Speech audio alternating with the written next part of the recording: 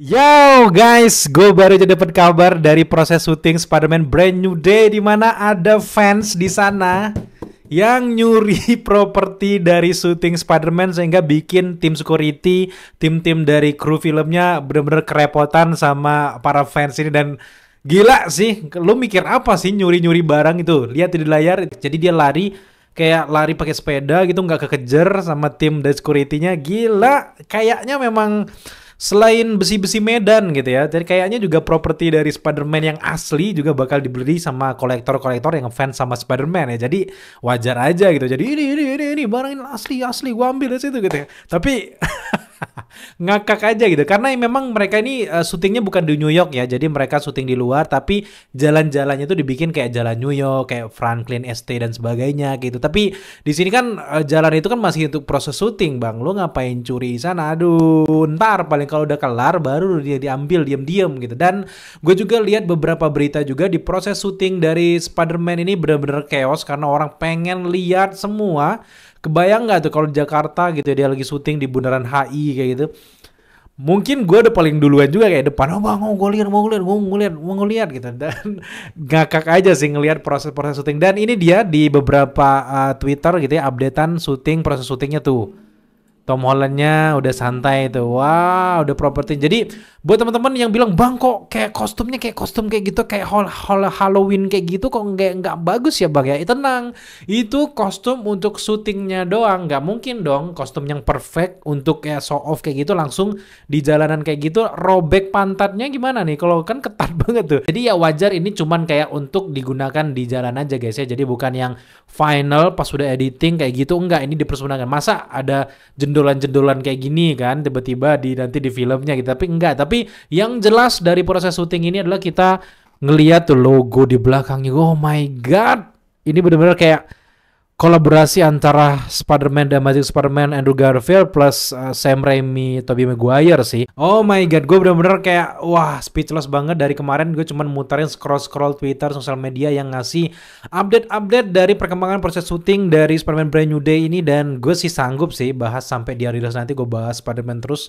Asal jangan muntah aja kalian gitu. Dan ntar ada aja tuh yang komen haters-haters yang gara-gara gue bilang Superman ada yang jelek kayak gitu langsung masuk ke video ini. Bang, lu itu fans Marvel, bocil Marvel.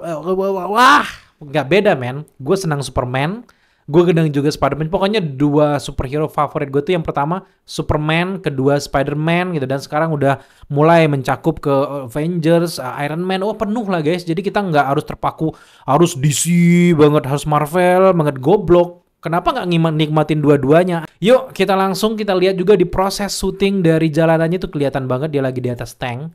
Tuh, Tom Hollandnya benar-benar agak gendutan ya, Le ya. Agak gendutan ini. Tuh.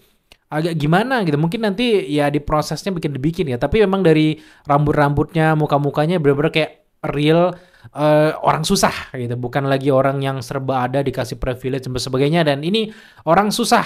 Dia tinggal di rusun lah bahasanya kalau kita Jakarta ya. Ini di rusun gitu, dan akhirnya dia punya mesin jahit, punya teknologi ini. Itu teknologinya itu udah kayak kunci pintu-pintu kita di kampung-kampung gitu nggak sih, kayak itu kayak yang pakai cetekan kunci di toilet kayak gitu. Ini udah susah banget dan kurang susah apa lagi tuh dia tuh. Wow, benar-benar kayak keren sih. Dimana gue salut sama sutradara dari David Daniel Cretton, mereka lebih fokus ke practical effect dan syuting di lokasi yang beneran, nggak yang di CGI kayak gitu. Dan ini dia tuh jalanannya, tuh Tom Holland beneran dong di atas. Memang ada stuntman tapi yang di momen ini tuh Tom Holland beneran guys. Kita sekali lagi dilihat NYPD tuh ya semuanya ya. Tuh. Gila.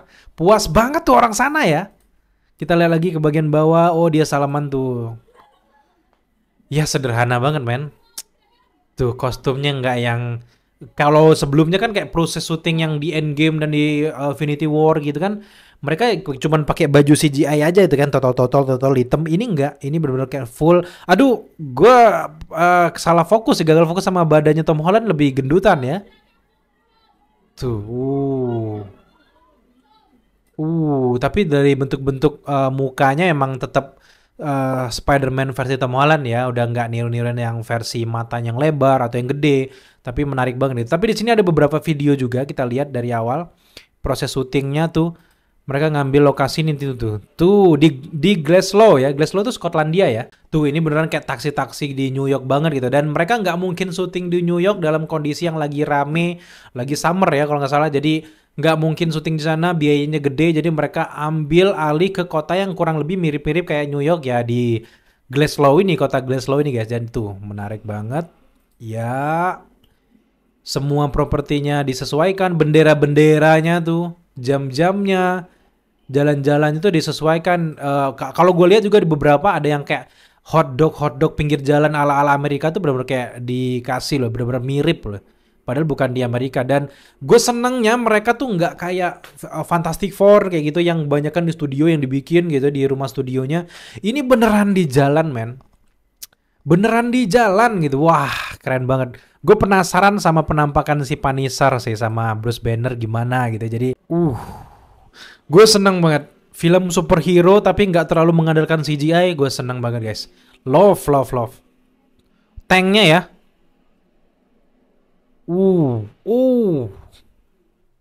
Ini kira-kira adegan apa ya? Yang jelas tank ini kan udah ada lambang inner demons ya. Kepala head demons-nya itu kan punya inner demons, anak buahnya dari Mr. Negatif. Tapi sejauh ini kita belum tahu siapa yang jadi Mr. Negatif tuh. Lihat tuh dari Franklin Estate itu kan jalan New York kan, one way, dan itu benar-benar kayak melambangkan New York banget gitu. Tuh, mobil-mobil NYPD-nya itu mirip-mirip guys. Tuh kejar-kejaran tuh. Adegan apa ini?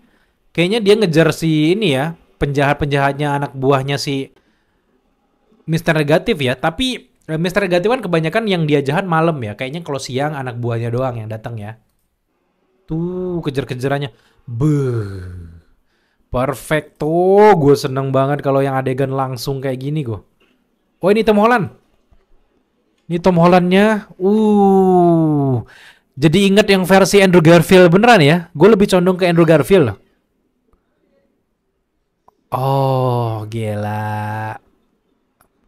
Siapa sangka ya kita ngeliat Spider-Man era sekarang ya. Tapi gue nggak kenal nih cowok ya. Tapi gue tahu dia kayaknya pemeran baru dari Spider-Man gitu ya.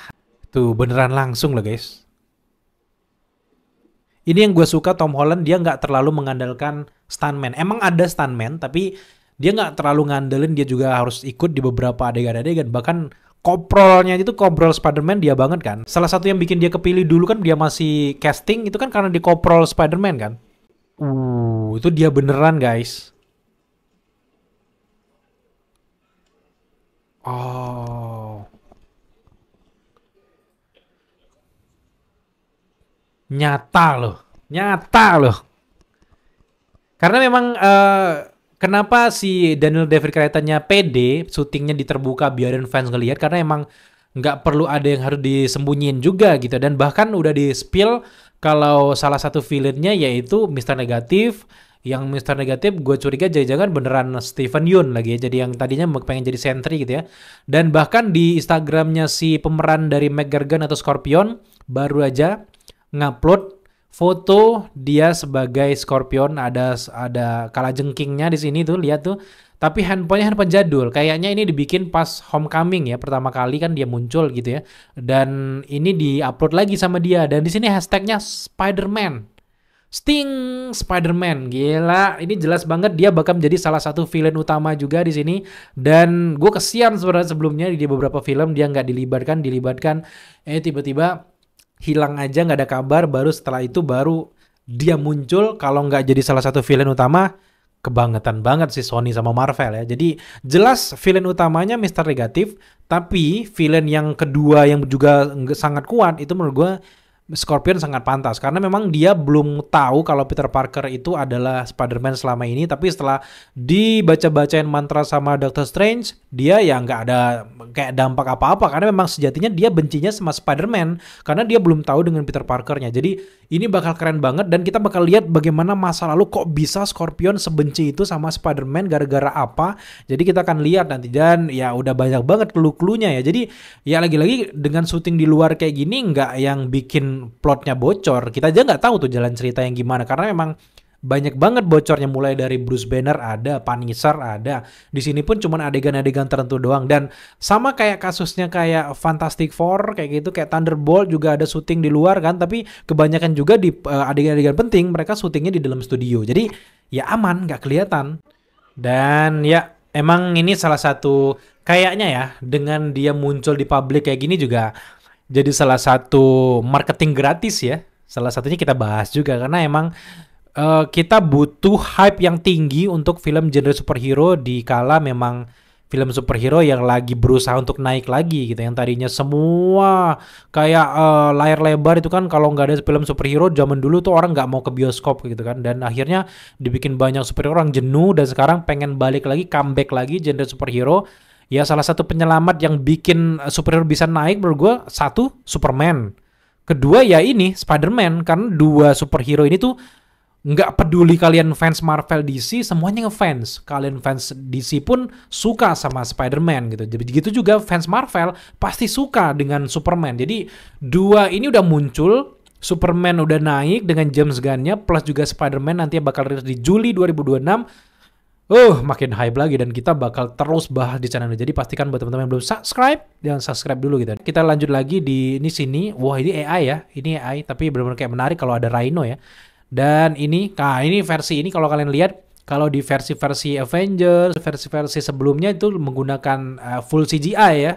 Kostum-kostumnya itu benar-benar full CGI, tapi kalau sekarang kan kita lihat tuh benar-benar kayak real banget gitu. Kalau ini kan gini, terus jadinya gini. Ya memang keren sih, memang keren, tapi agak kelihatan nggak sih halus-halus CGI itu kelihatan. Tapi kalau kayak gini kan, walaupun belum diedit, gue nggak bisa ngebayangin bahwa nanti bakal kayak practical efeknya tuh benar-benar kayak kelihatan nyata gitu, dibandingkan dia pakai kayak gini dan jadinya kayak gini tuh kayak agak gimana gitu kan. Jadi gue lebih seneng yang pasti-pasti aja deh, absolute cinema banget gitu kan. Tuh. Ini dia, dan ini dia perbandingan 3 logo dari Homecoming, kemudian Far From Home, Brand New Day ya, No Way Home nggak ya? Dan itu benar-benar mirip kalau No Way Home kan. Tuh, lihat tuh. Laba-labanya canggih-canggih langsung, yang bawa gede. Ini laba-laba yang suka di pohon-pohon di gunung-gunung itu ya, Gunung Salak ini kayaknya ya. Jadi ya tinggal ditempel aja tuh ya. Gede banget Tom. Lu bikin laba-labanya terlalu gede itu. Kecilin dikit apa fontnya gitu. Ngeprintnya kegedean, mungkin pikir ya udahlah bikin aja gitu. Tapi gue senang karena ini mencirikan, mensimbolkan kesederhanaan. Bahwa ini kan canggih banget nih, buatan dari Iron Man banget gitu. Yang kedua juga cukup canggih gitu. Yang ini sederhana, langsung downgrade. Cus, dijatuh sejatuh-jatuhnya. Kita bakal melihat Peter Parker yang hopeless gitu, yang benar-benar kayak nggak ada backingan siapa-siapa. Happy pun udah nggak kenal lagi sama dia sebagai Spider-Man, dan ya menurut gue ini benar-benar hopeless, kayak Bibi May udah nggak ada. Jadi ya menarik banget gitu. Nah, ngomongin tentang Bibi May, apalagi ada Mr. Negatif, ada Inner Demons, ada bahasa-bahasa demons kayak gitu kan. Mephisto udah muncul. Apakah di sini nanti bakal muncul Mephisto di film Spider-Man sebagai elemen kejutan? Gue merasa sih kalau memang dimasukin cocok ya, karena memang di satu sisi Mephisto dan juga Peter Parker Spider-Man itu juga banyak banget ceritanya di dalam komik.